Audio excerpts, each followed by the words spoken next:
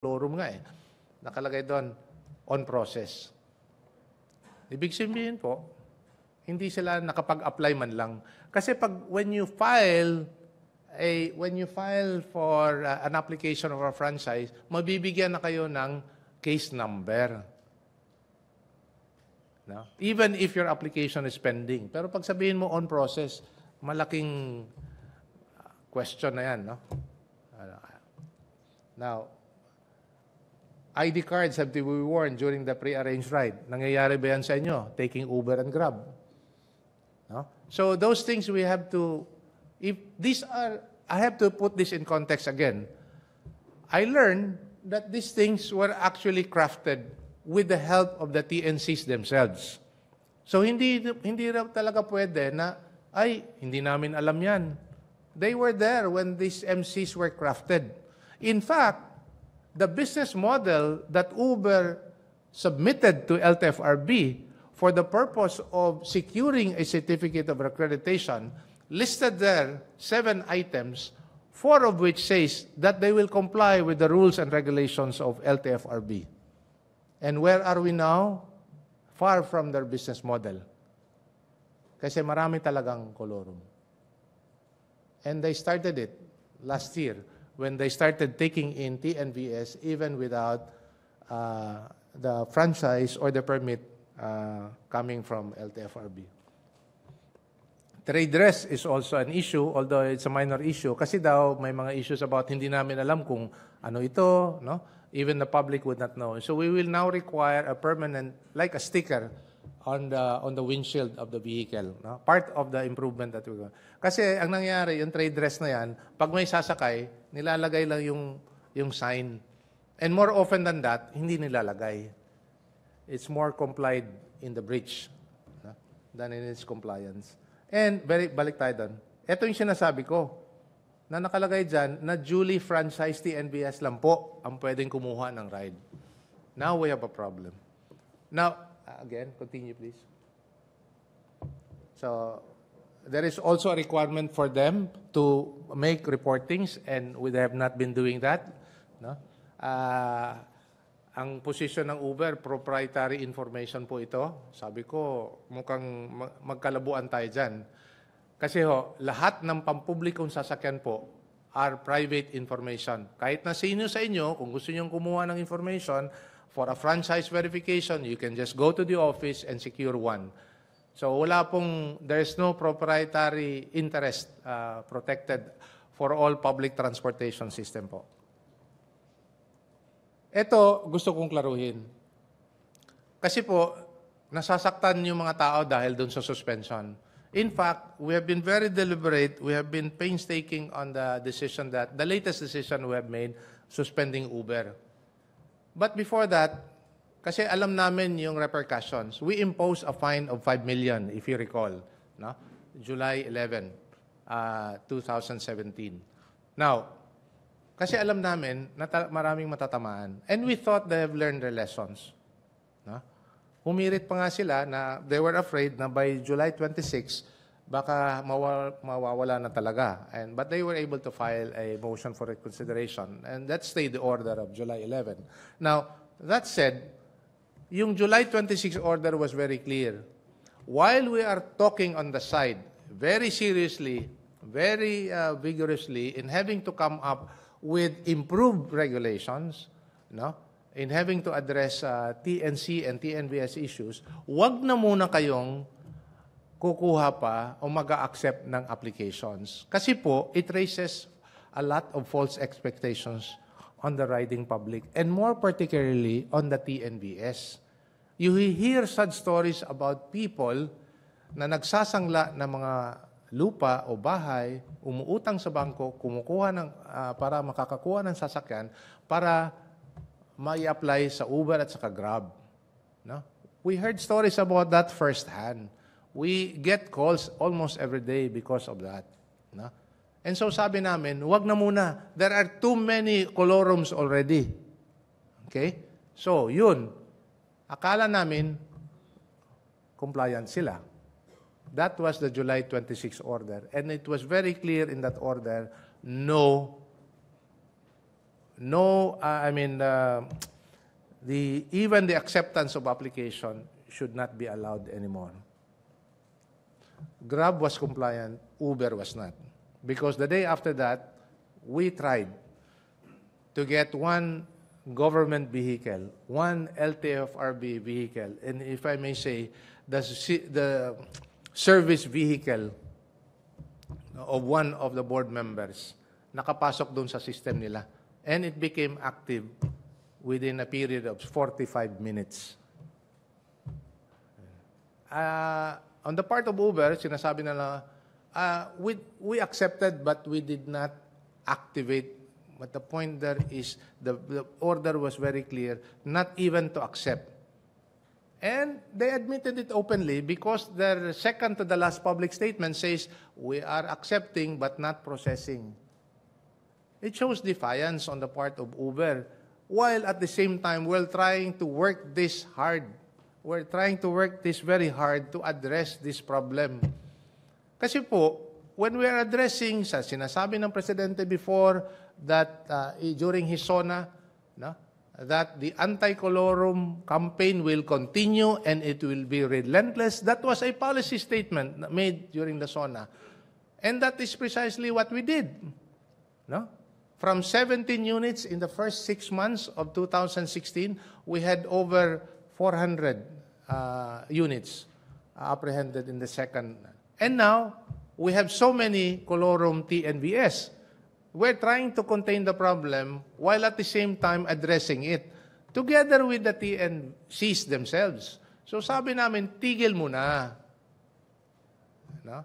But apparently, Uber has a different end. Okay. So, tuloy lang po. Very quickly na lang. Yan lang po, walang ano. Sige, diretso lang. Okay. Okay. Those are the engagement that we have made with TNCs precisely to address TNC issues. No? Sige po.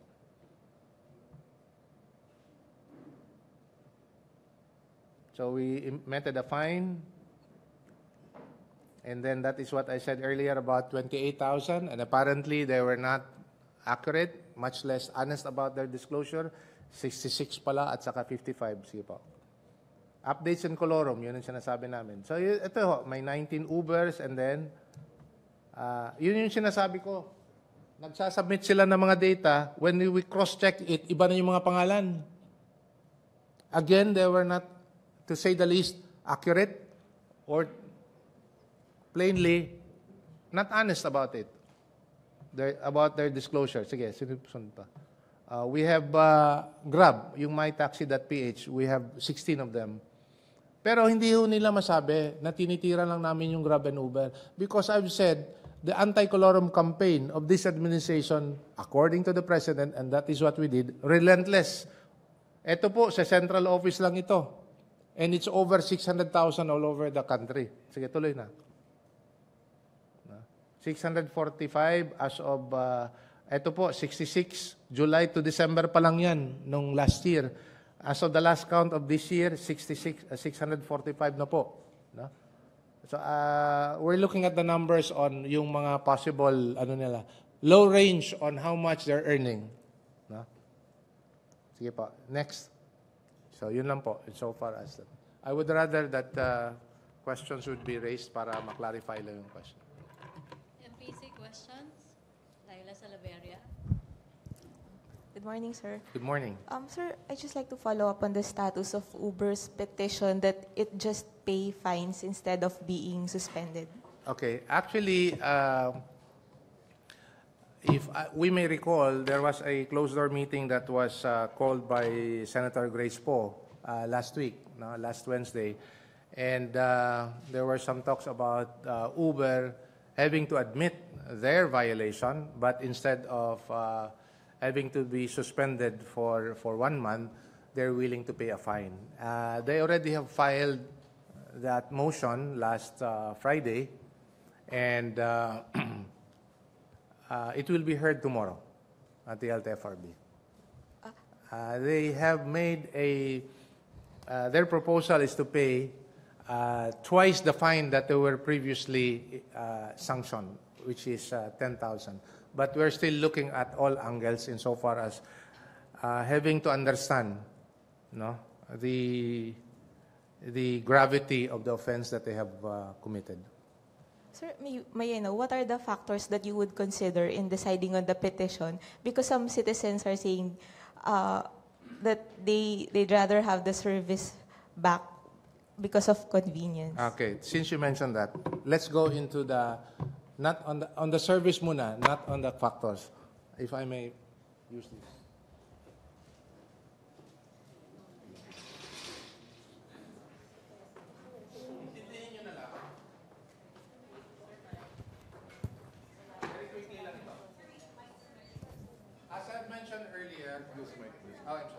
As I mentioned earlier, hindi ho natin pinapatay yung ride-sharing technology. Ina-address natin yung mga problema na lumalabas in the last several months. Talagang humantong lang dito sa punto na ito. Ganito po, let's take about the two major players.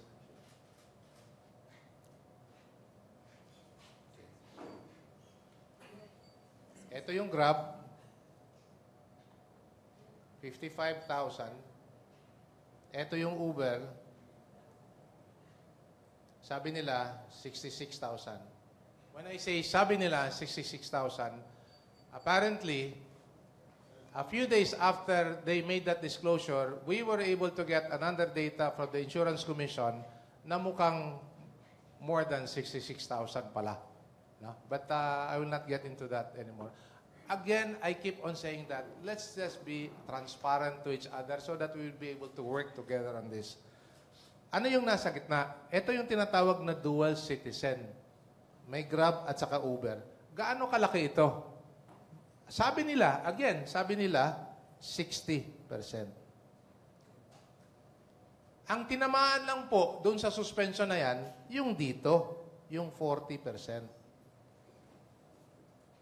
Kasi po, yung Uber na Grab din, makapagpasada pa rin. And how many is this? How many is this? Malaki. You're still looking at how many? More or less 55? And now, to further address that, we came up with a resolution, a board resolution last week, saying that the Uber drivers, exclusive Uber drivers, can migrate here, not over there, but here, no? So that they can still book a ride through the Grab system during the period of suspension. Yun. Yun yung klaro doon sa board resolution na yan. Now, that is what's happening here. Again, what is really the picture that we're looking at? I would like to borrow the illustration that was made by one TNC during one of the technical working group that we had. This is basically what is happening insofar as demand is concerned. Ito po.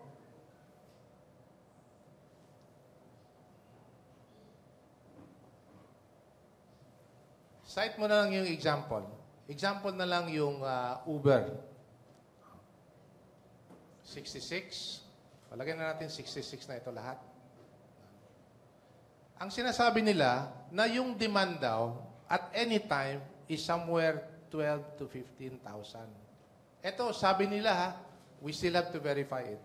Pero ang sinasabi din nila na at any time din po, available lang is na 7 to 9,000 TNVS. You could just see the number as to why the disparity and why we still don't get a ride. Ang nangyayari pala, most of them are what you call part-time, full-time. Part-time, full-time, meron pang yung part of the part-time, meron pa silang mga maliliit. They categorize this into 5 rides a week, 10 rides a week, 40 rides a week, yung mga ganon. No? Pero ang gusto nating mangyari, na ganito. Ideally, ito yung gusto nating mangyari. Ganon, equal. Kung sineserve natin yung demand, this is the demand by the way. This is the TNVS call at any time.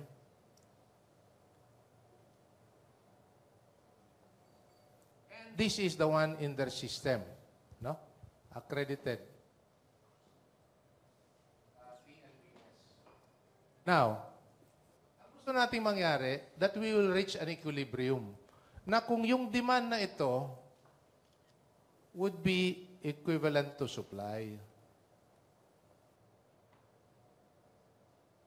So, ang gusto nating mangyari, a number of these TNBS pupunta dito. Meaning, they will take longer hour, no, to make themselves available to address demand. Yun ang gusto nating mangyari. Yun ang pinag-uusapan namin sa technical working group. Okay? So, yun po, insofar as that one is concerned. So, pwede ko nang hindi sagutin yung mga factors kasi at the end of the day, yan talaga ang gusto nilang makita. Yan din ang gusto nating mag-i-impact doon sa lansangan. Thank you. Okay. Rosalie Cos? Sir, aware po kayo na may price surge sa Grab simula nung masuspend yung Uber? I was told Twice. about it and we have been monitoring it and we have told Grab to stay on the cap that we have imposed as early as December 27, 2016, where they are allowed a surge of twice as much as the basic rate. The order of December 27 stays until today. Pero sir, since last week, talaga pong mataas yung presyo. Katunayan, hindi po ako makapag-book. No. These are two things. I'm sorry. Sa Grab Hindi ka po. makapag-book dahil mataas ang presyo. Hindi ka makapag-book dahil hindi ayoko pong available. mag-book dahil ang taas Okay. ng That presyo. said, you give me that information and I will have to call their attention as regards that. If Okay, need sir. be, we will penalize Grab as well. Pangalawa po, sir, recently nag-trending po sa Facebook itong post about sa chatroom ng LTFRB Citizen Enforcer na may nagka-clarify kung may sarili siyang sasakyan at nag-offer siya okay. ng ride sa kanyang mga kaopisina, nanghingi siya ng ambag sa parking or sa gasolina, pwede ba siyang i-fine doon? Ang sagot sa kanya ay oo daw po, katulad ng Uber. Pwede pong paki-clarify yung issue na to, sir. Okay. Good that you mentioned that because hindi masyado ako nag-ano sa social media. But I was told about that. And then I have to clarify it with the head of the PACD, the Public Assistance Complaint Desk, who was handling that. And he told me na iba yung sagot niya doon sa nag-viral. That is why we will now be calling the NBI to investigate how that happened. Kasi iba ang lumabas doon sa nagba-viral na screenshot. So ano po ang tamang sagot, sir? Ang tamang sagot po ganito. Going back to the basic basic requirement of a public transport is that when you take in a passenger for a fee, then you undertake a public transportation service. If you don't, wala.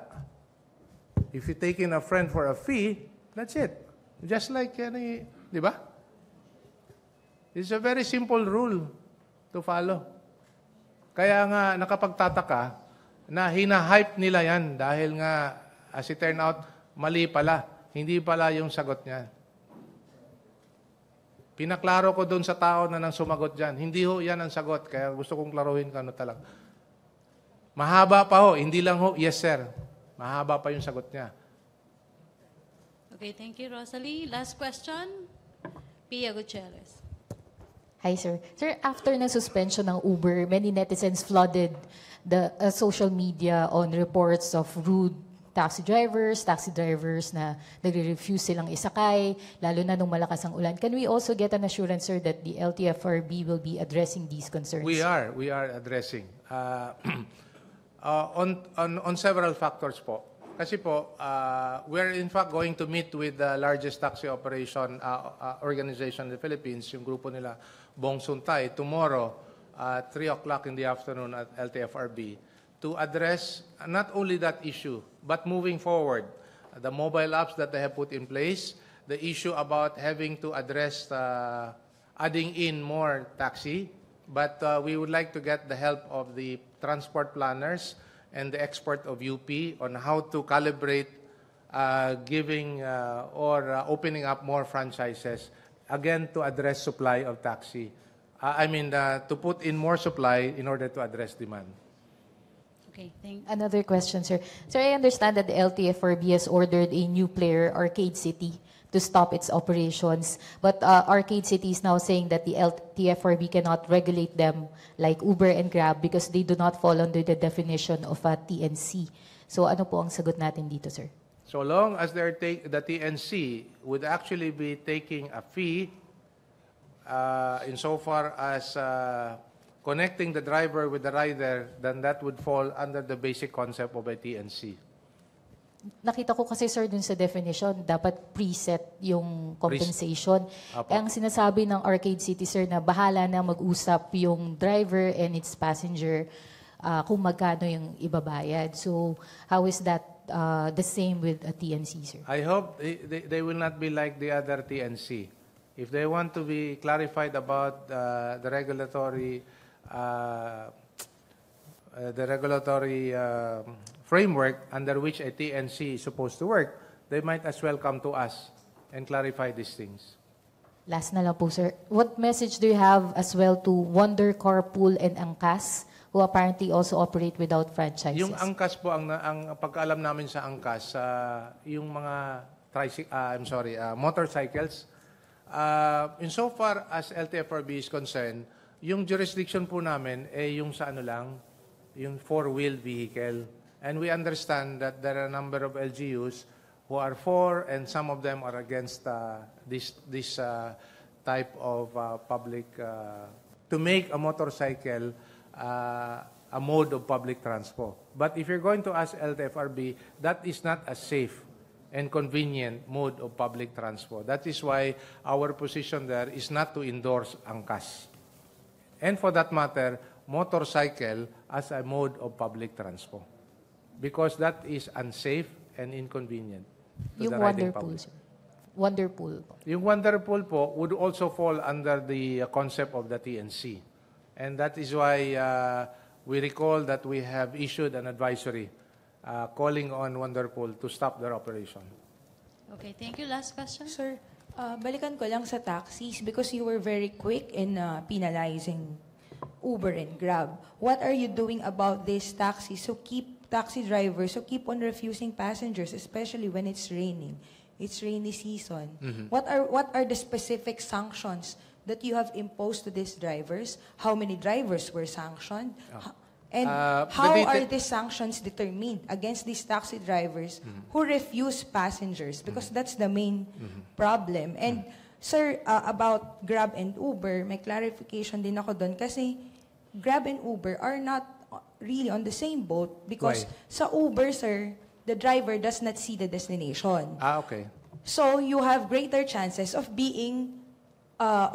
securing a booking with Uber. Kasi hindi nila alam kung saan ka pupunta. Pag nag-book ako ng Malacañang, nag-book ako ng SM Fairview, hindi nila malalaman, ay, SM Fairview pala itong layo. So that's Diba? basically the reason why... No, siya sa kanya Grab. Yung Grab kasi, sir, nakikita nila na SM Fairview ako pupunta. Yeah, they can always refuse. Yung Uber, they can't refuse. They will just, pag sakay ko, they will just be surprised, SM Fairview pala to pupunta.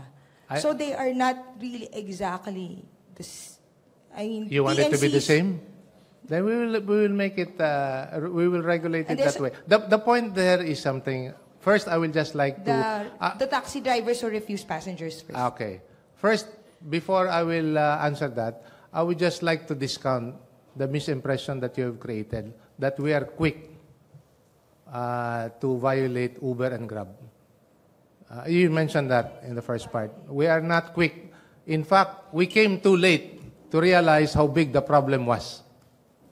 Yun ang gusto kong klaruhin sa inyo. And insofar as mga pasaway na taxi, matagal na po, two-prong approach po ito. Carrot and stick. Na? We have made parangal on yung mga taxi driver na talagang magalang, mabait, na? Yung mga ganon. At the same time, yung Oplan Istabero namin has been there all throughout every day of the year.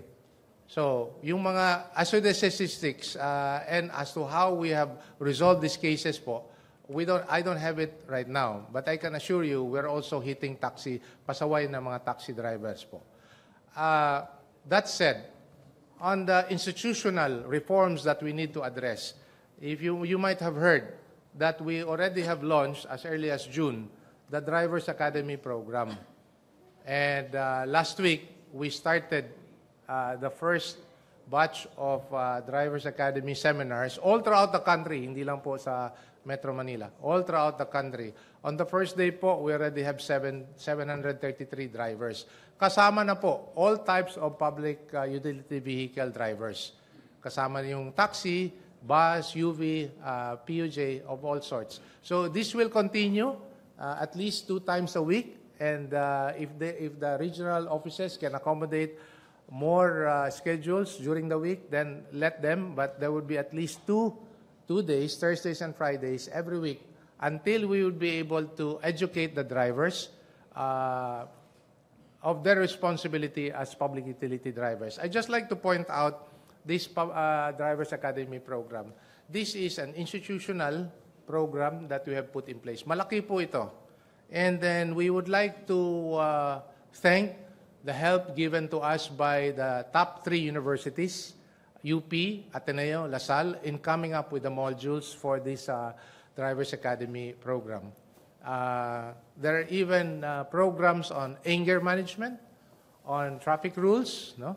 As well as the driver having to understand the terms and conditions of the franchise. Kasi po, ang nangyayari, pag mayroong mga pasaway na taxi driver, ang tinatamaan, yung may hawak ng prangkisa. And that is the operator.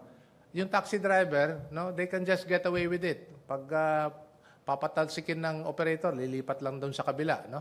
Pero that is what we're trying to address, na pati yung driver would really be able to take it to heart, that public responsibility, that pagkahawak siya ng Abella, no less than the lives and limbs of his passenger, it's at stake.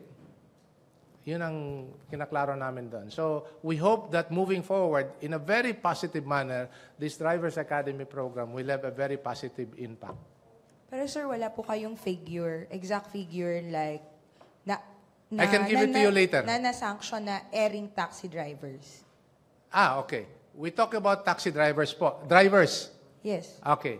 What we do is like this. The figures wala po. Sa ngayon. But we can get it to you this afternoon if you want. No?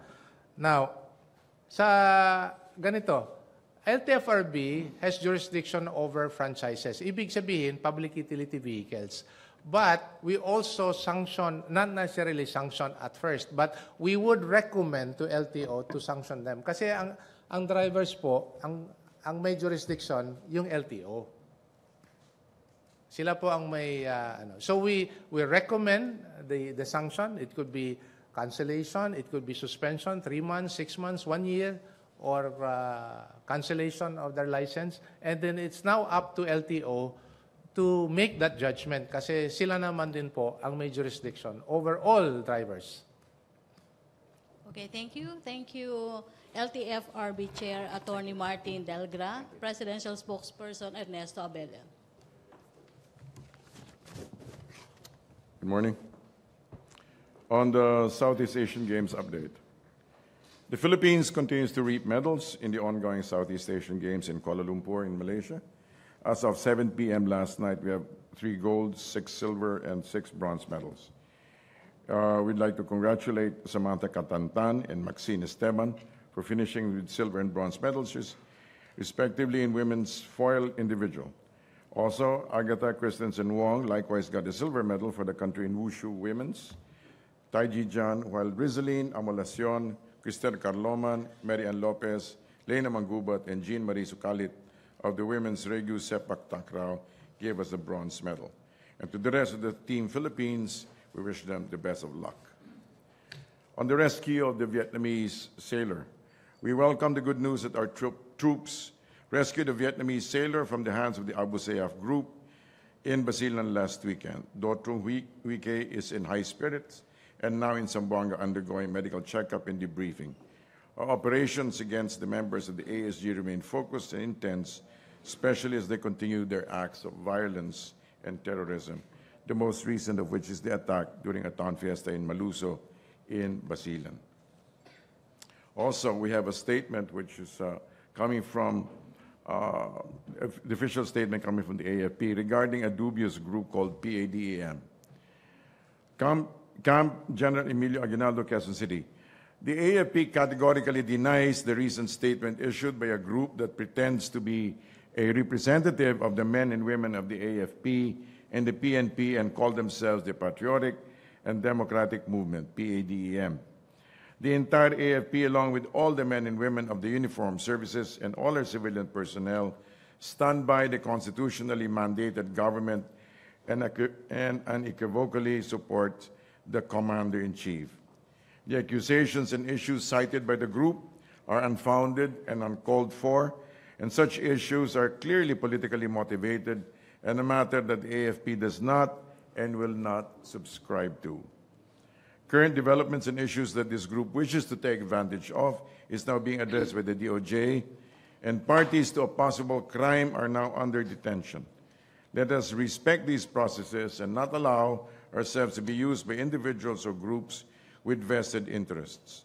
We appeal for sobriety, reason, and patience as we await the results of these processes. We are constitutionally mandated protectors of the people, and we will stand by our law-abiding citizens whenever and wherever we are needed. Having affirmed this, the AFP, however, will not hesitate in acting against forces who shall undermine the stability and security of our country and those who wish to destabilize our nation through unconstitutional means.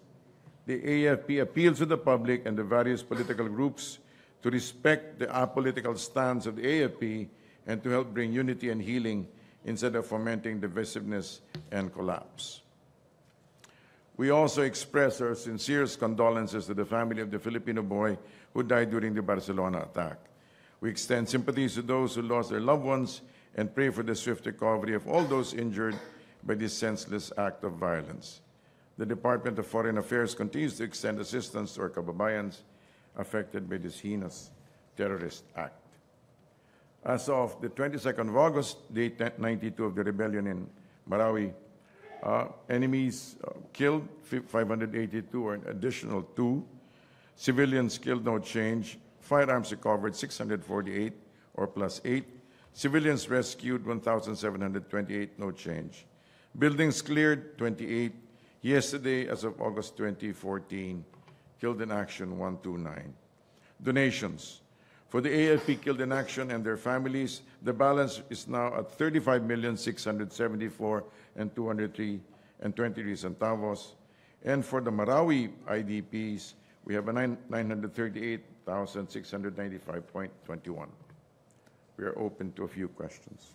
Maricel Halili, TV5. Microphone, please. Hi, sir. Good morning. Sir, just to follow up about the appointment of La Peña, why does the President personally choose La Peña to replace Faeldon as Commissioner of Bureau of Customs? And what does the President expect from him?